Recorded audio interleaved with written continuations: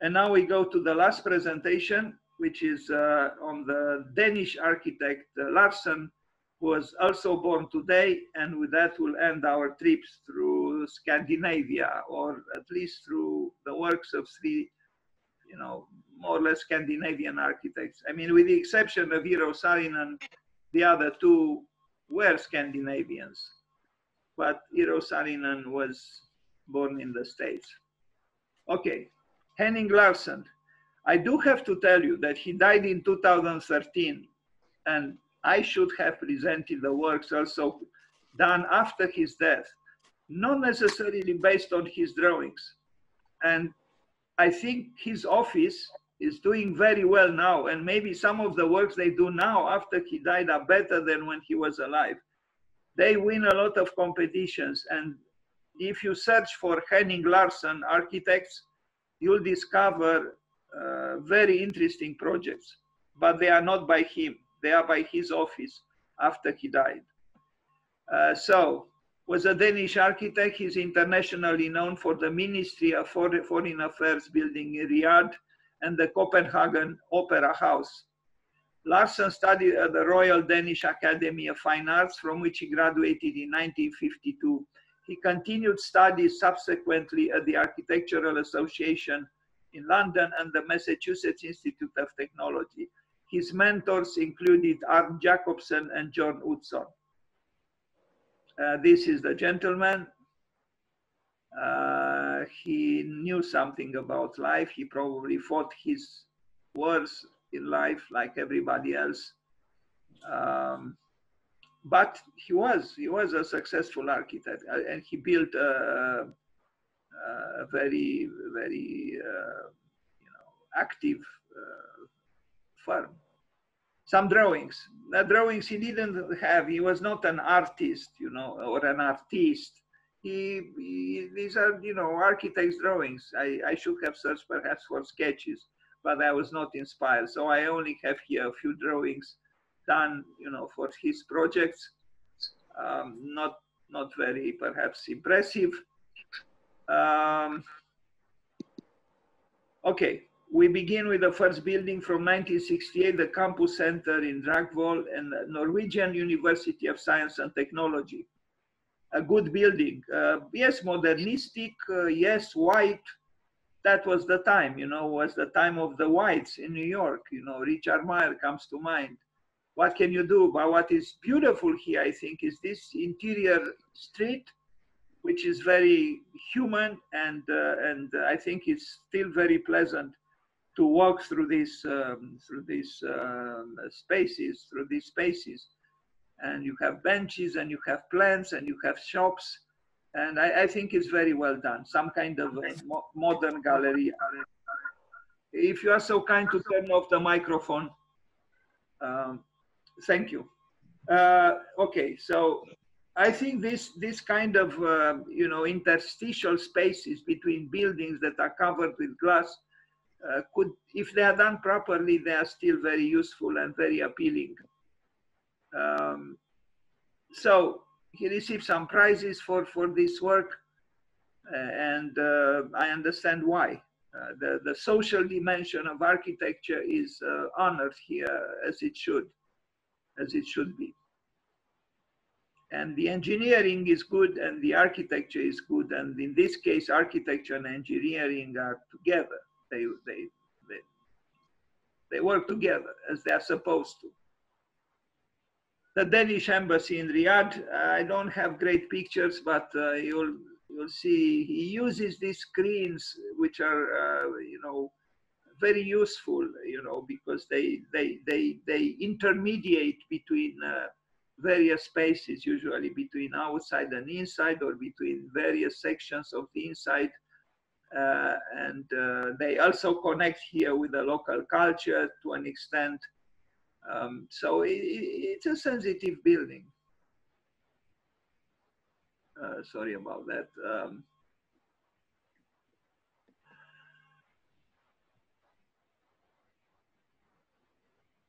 So he was influenced by Arne Jacobsen, who is considered an international style master, but he also was sensitive to local cultures, like in this case. So, you know, it was not just internationalism in his architecture, not at all. Now, commercial college and residences in Fredericksburg, you know, other buildings built for college and students. And you can tell everybody seems to be happy here. Well, the Scandinavian countries, as you know, do have an active and appealing public life, social life, and it's a homogeneous society. And you kind of see that here. And the playfulness of being part of a well-to-do society which doesn't have great, you know, differences between the rich and the poor, like in other parts of the world. In this respect, the Scandinavian countries are, I think, great models of societal, you know, developments.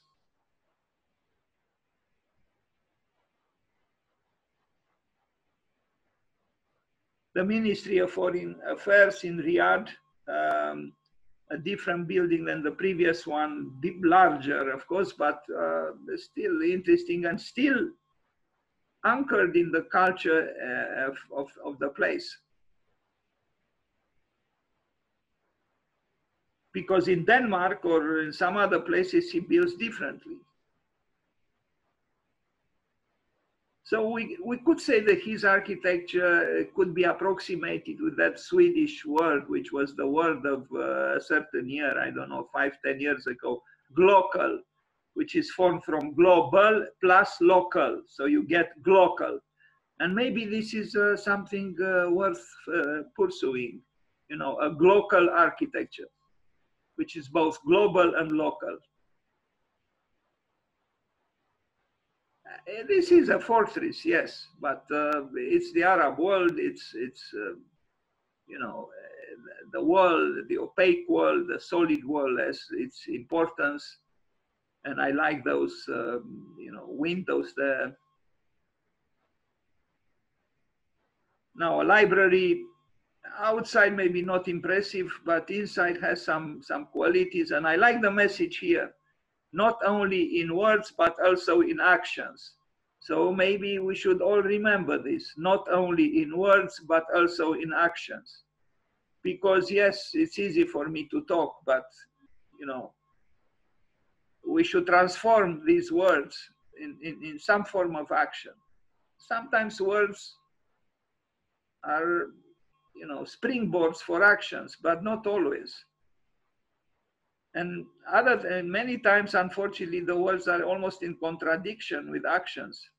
And like I said this before, an Italian critic, Luigi Prestinenza, told me once, Dan, never trust what architects say, because they say one thing and they do another thing. And I did notice this, that in some cases it is true. Anyway, it is a luminous library, you know, kind of modest now compared to what, for example, Rem Koolhaas did in Seattle. The Möller Center for Continuing Education in Cambridge. Now here there is some kind of touch of the deadly postmodernism, that cultural virus called postmodernism, which ruined architecture for many people. But here is not really a ruin yet, not totally at least.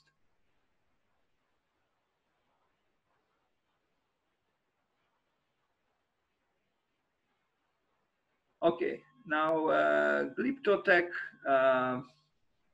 here he worked within an existing context, an existing building, and yeah, he was an architect, all right. I mean, you can tell from his drawings, he was a builder, and I think a good builder. Maybe he didn't think too much about energy losses, but at that time it wasn't really so pressing, this issue.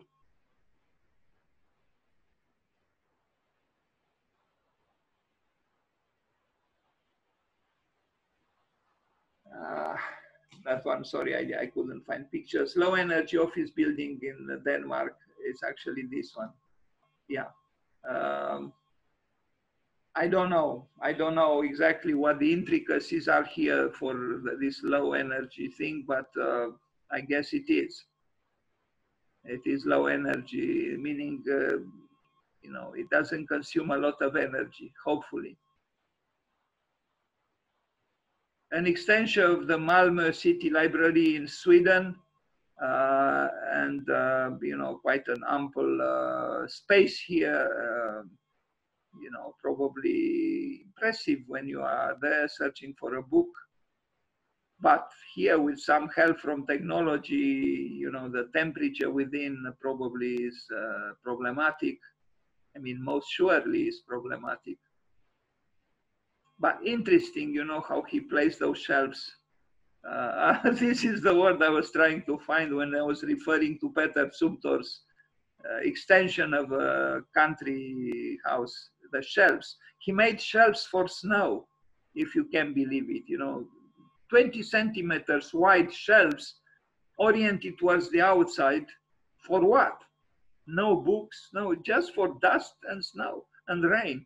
Very, very strange. And they don't even look great, in my opinion. Anyway, who cares? The Pritzker Prize jury didn't care, so why should I? Anyway, back to the library by Larsen. And again, please, if you do not forget, and if you are interested, check out the name Larsen, Henning Larsen Architects, and you'll see some very interesting competitions they won, and also buildings they built after he died. The head office of Nordea in Copenhagen, you know, great office building, built kind of in a conventional way, but built very well. You know, usually the Scandinavians, when they do something, they do it very well. Maybe it's not very spectacular, although Ingalls tries to you know, change that perception, but Scandinavians usually do things the right way. And for years, you know, mid-century Danish design was superlative, and still is.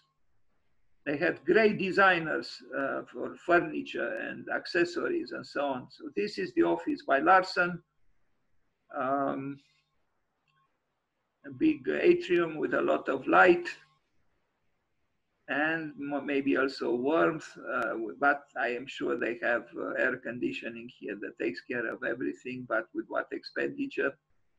And I guess they don't care too much about that, or they didn't at that time. Although I had seen Danish design, sustainable Danish design is very impressive. And I think they take their role very serious in this field. And I think they even anticipate a future. Please check, you can find on Arch Daily and Design great articles about Danish sustainable design. They do some very interesting experiments. They build.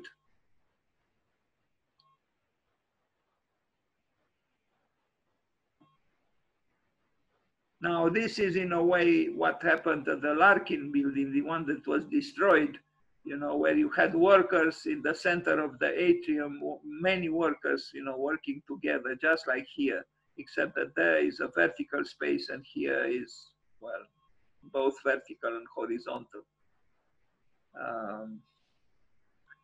Anyway, Frampton had some, a certain amount of sarcasm related to Larkin, because he said, well, yeah, it looks kind of like a cathedral of work.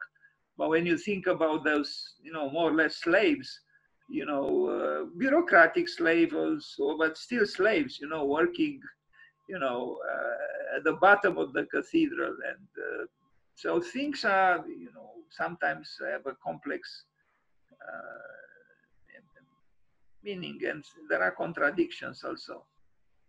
Because right in that building wanted to create, you know, the ultimate haven for work, but you know, it was still work from 9 to 5, and the little employee who labor there at the desk for, 8 hours or 7 was not really in paradise, even if the building was a cathedral, the cathedral of work.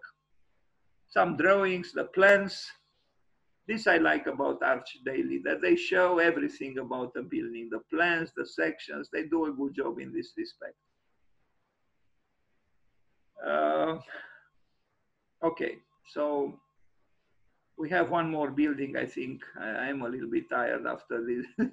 Laboring intensely for these 3 Scandinavians. I need a break. Okay. Okay, Mr. Larsen, now the Copenhagen Opera House. Maybe think a little of Jean Nouvel because of the top part. Jean Nouvel also has almost a mannerism with this kind of, you'll see in section and also in some views. Plenty of people here, I wish at my lectures at the university there were people like this, but never, ever. Anyway, I'm not interesting, I guess, so why should they come in those large numbers? Another good building, of course, very well built and with a lot of money, and it's the prestigious building in Copenhagen, and Denmark is doing well, and Larsen was doing well, and the roof was extending courageously in a great,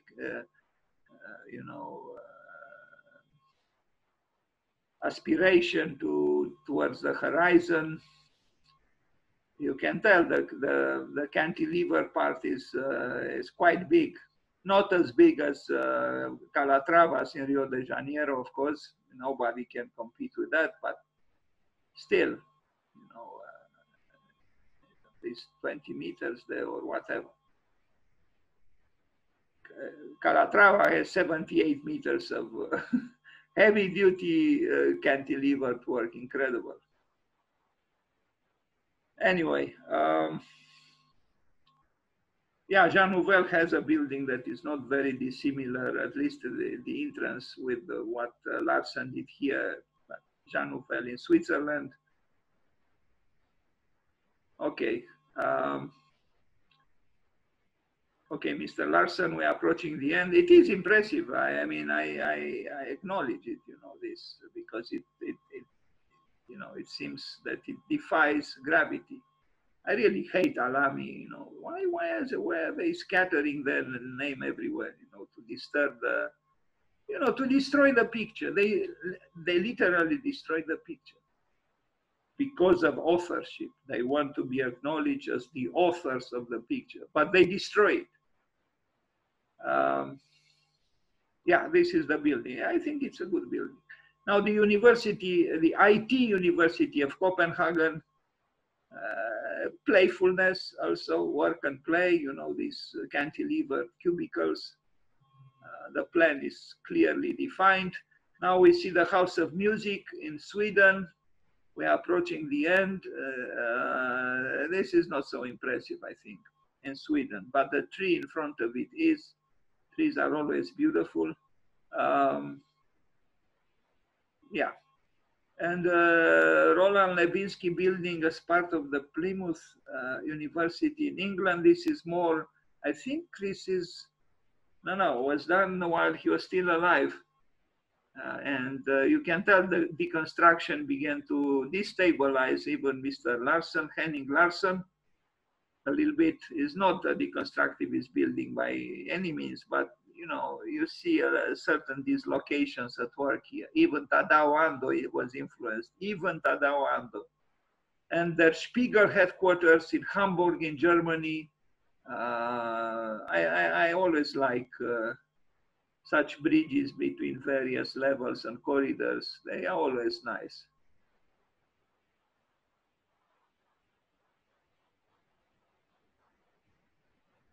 I hope this is the last building, but this is a good building, and it even received the Miss European Prize in Architecture. It's well, it's a little bit tortured for my taste. The elevation, the facade, but it is interesting, it is creative, it is a little bit too forced, I think, to search for, you know, this skin, this membrane, this veil, architectural veil, but this, I don't know, I think is a little bit too busy. But they tried something. So it's in Iceland. And again, you wonder, this is a cold climate and you have so much glass, but the interior tells you, don't worry, we have air conditioning. But that air conditioning participates to the climate change drama, and it costs a lot. So I would advise, if you allow me a suggestion, to use less glass, because glass, as Philip Johnson quite well knew, and he was living in the glass house, if you have an eye on the energy bill, you should avoid too much glass, and I think it's true. But here is still the demagogy of glass seducing Mr. Larsen and everybody else. Yeah, and it makes you even a little bit dizzy, all that fragmentation of the glass. You even wonder, you know. Anyway, this is what he wanted to do, and this is what he did, and this is what his drawings are, and that's it. Thank you very much. Sorry for becoming a little bit impatient towards the end, but I am a little bit tired of you know, preparing and talking about these architects. There are still 15 people here. I truly appreciate. You spoil me. I'm not accustomed to such a huge number of people bearing with me until you know, 2 hours later. Thank you very much. Now, if you want to talk, we talk. I feel more relaxed. I turn off the recording.